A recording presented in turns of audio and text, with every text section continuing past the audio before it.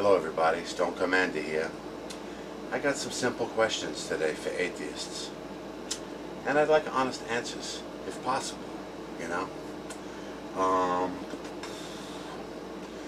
Especially first generation atheists. Like your relatives, they still celebrate like Christmas and stuff, right? So let me ask you a question. On Christmas, do you accept gifts from your relatives?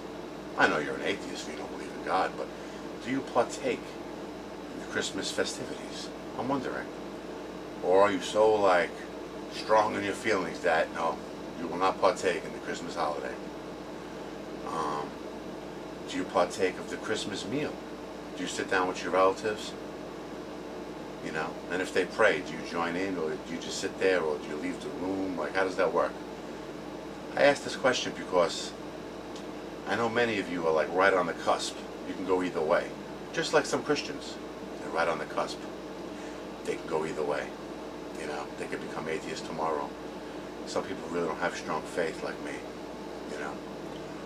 But I'm just curious, like, are you that strong an atheist that you resist like religious celebrations of any kind?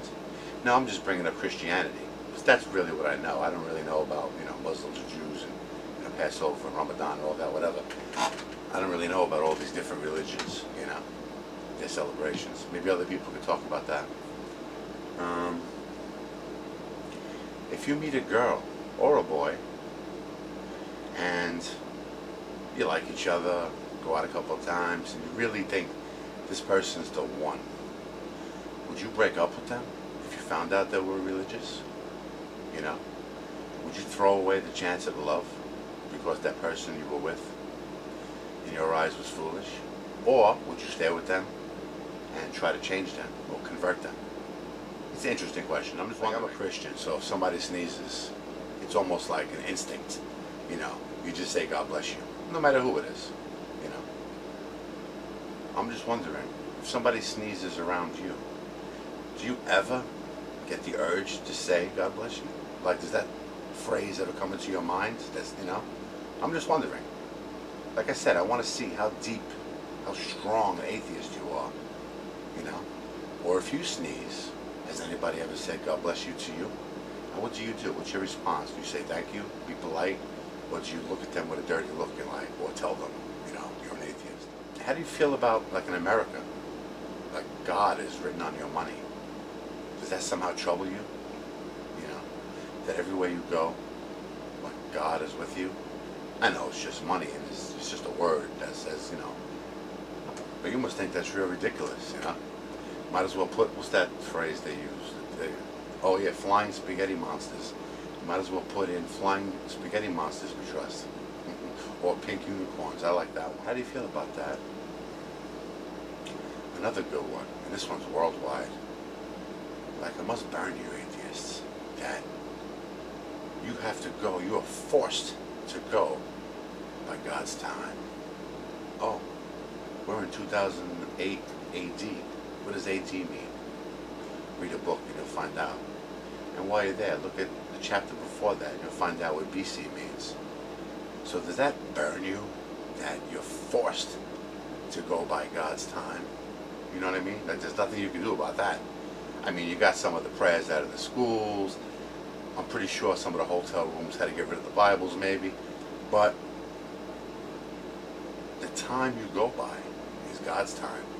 Does that like really bother you? Like, do you sit around thinking about like how you can do away with that or start your own calendar maybe or something? I don't know.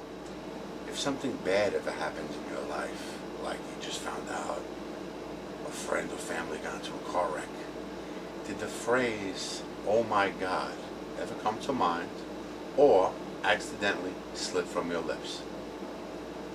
That's like a reflex with me. Like, you hear some bad news, oh my God. You know, it's like, it's just like a reflex, I guess.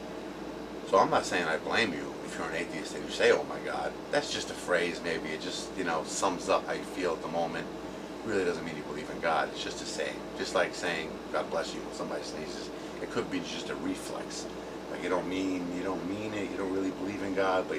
But I ask these stupid questions because I want to see the different answers I get. I want to see somebody say, nah, I never say God bless you. Ah, stupid. I want to see the different answers. I want to see if you're honest. You write me, oh, I had a conversation with my 10-year-old son, or I told my 12-year-old sister about this.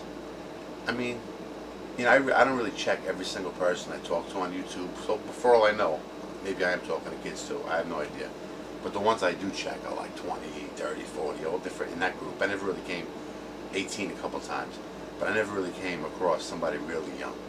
But for you to drag kids into this conversation, okay, it's appalling to me. Keep them out of it, okay? It's bad enough you want to take God out of their life. Don't drag them into an adult argument, okay?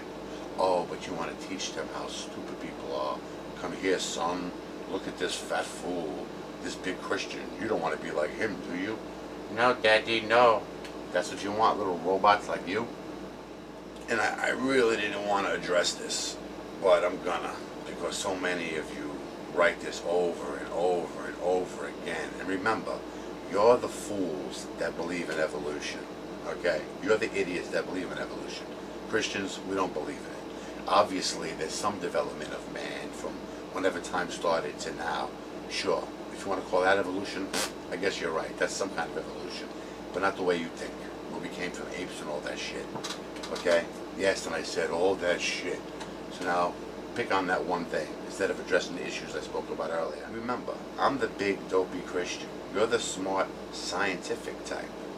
And you're going to sit there at your computers and argue with me and say that the Big Bang Theory has nothing to do with evolution? What, are you out of your fucking minds? It has nothing to do with it? Oh, see, not only do you believe in evolution, but you believe it started on right here. You see, all this before that. No, that's not evolution. That's just whatever. But evolution started on a certain day. Let me explain something to you. If you believe in evolution and evolution is true, it started the very first day of creation. Whether God created the world, aliens created the world, or whatever, the singularity, okay, whatever. That day, that started evolution, okay? But you want to discount that part of the evolution theory, right?